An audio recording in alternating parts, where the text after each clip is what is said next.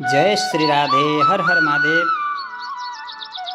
आज मैं आप सभी के सामने अलग विषय पर बात करने के लिए इस वीडियो के द्वारा उपस्थित हूँ, क्योंकि किसी सज्जन ने हमसे लगभग 2-3 दिन पहले पूछे थे कि क्या सनातन शास्त्र में पृथ्वी गोल होने का कोई प्रमाण है या इसका प्रमाण आधुनिक विज्ञान है। पाइथागोरस ने जो जानकारी हमको दी है ये है या इसका कोई प्रमाण शास्त्र में भी मिलता है, उससे पहले भी किसी ने बताया है। तो उन सज्जन से मैंने कहा और उसके माध्यम से आप सबको भी कहना चाहता हूँ। हमारे सबसे पहले तो ऋग्वेद ने बताया है। हमारे ऋग्वेद में लिखा है 1:33:8 पर कहा गया है चक्राणासह परिणहम पृथिव्याः, यानी पृथ्वी चक्र के जैसी गोल है। आप समझ गए होंगे कि ऋग्वेद आज से नहीं हजारों वर्ष पहले से हैं। ऋग्वेद ने हमें बताया है कि पृथ्वी चक्र जैसी गोल है। हमारे ऋषि मुनि वैज्ञानिक ऋषि थे, उन सब को यह सब चीज़ का ज्ञान था, क्योंकि वो अध्ययन करते थे। उन्होंने हम सबको ऐसी शिक्षाएं दी है कि वैज्ञानिक तरीके से हम सब को बताया है। शास्त्र में लिखकर उन्होंने हम सबको बताया है कि पृथ्वी गोल है। आगे हम पढ़ते हैं पृथ्वी के विषय में। जब पढ़ते हैं तो भूगोल, भू यानी पृथ्वी, गोल अर्थात वृत्ताकार, ये नाम ही इसका प्रमाण है कि पृथ्वी गोल है। अब आगे हम बढ़ते हैं सूर्य सिद्धांत पे। सूर्य सिद्धांत में लिखा गया है सर्वत्रैव मही गोले स्वस्थानम उपरि स्थितम मन्यन्ते खे यतो गोलस्तस्य को वर्धनम क्वबादः। सूर्य सिद्धांत 12वां अध्याय का 53वां श्लोक।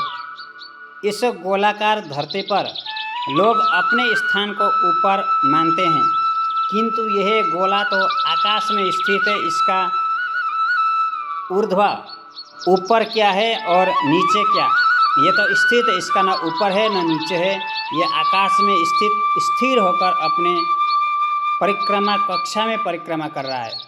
ये सूर्य सिद्धांत कहता है गोल पृथ्वी, इसका ना ऊपर कुछ है ना नीचे कुछ है, ये अपने कक्षा में घूमती रहती है। दूसरा श्लोक में 54वां श्लोक में कहा गया है चक्राकारम वसुंधराम कहा गया है। चक्राकारम वसुंधराम अर्थात पृथ्वी चक्र जैसी गोल है। सूर्य सिद्धांत कह रहा है चक्राकारम वसुंधराम, पृथ्वी चक्र जैसी गोल है। सबसे पहले तो आपको ऋग्वेद में प्रमाण मिल गया, उसके बाद में सूर्य सिद्धांत है। ऐसे ही कुछ नई चीज़ों को मैं आप सबके सामने लेकर आता रहूँगा। आप सब भी अपने सनातन शास्त्रों पर गर्व करिए, सनातन धर्म पर गर्व करिए और अपने बच्चों को सनातन शिक्षा में लाइए। अपने घर में भागवत, रामायण, पुराण आदियों का अध्ययन करवाएं। आधुनिक विद्या के साथ में आप प्राचीन विद्या का भी अध्ययन कराएं। गुरुकुल में ले जाएं कभी कभार, सप्ताह में एक बार या महीने में एक बार।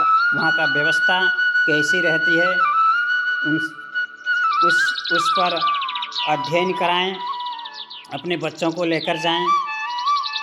और आप सबसे निवेदन है अपने बच्चों को सतमार्ग पर लाएं। और आधुनिक विद्या के साथ में हमें प्राचीन विद्या भी बच्चों को देना चाहिए। और हमें अपने सनातन पर गर्व होना चाहिए, क्योंकि हम जब अपना सनातन शास्त्र वेद, पुराण, उपनिषद, गीता, रामायण, महाभारत आदि पढ़ेंगे नहीं तो इस विषय में हमको कुछ भी जानकारी नहीं मिलती है। हम पढ़ते हैं, अध्ययन करते हैं, तभी हम आगे जानकारी पाते हैं। हम आधुनिक विज्ञान के खिलाफ नहीं हैं।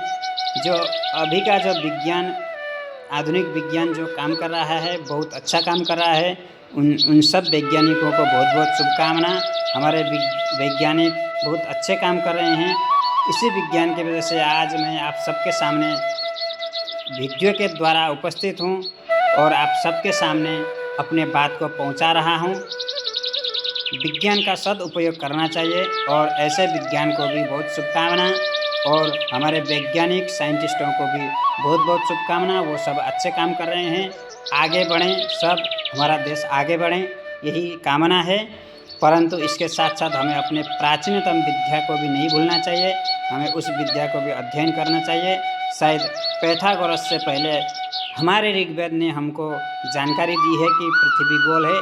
इसी विषय को लेकर मैं आया था और आप सबको बहुत बहुत शुभकामना। धन्यवाद। जय श्री राधे। हर हर महादेव। ओम।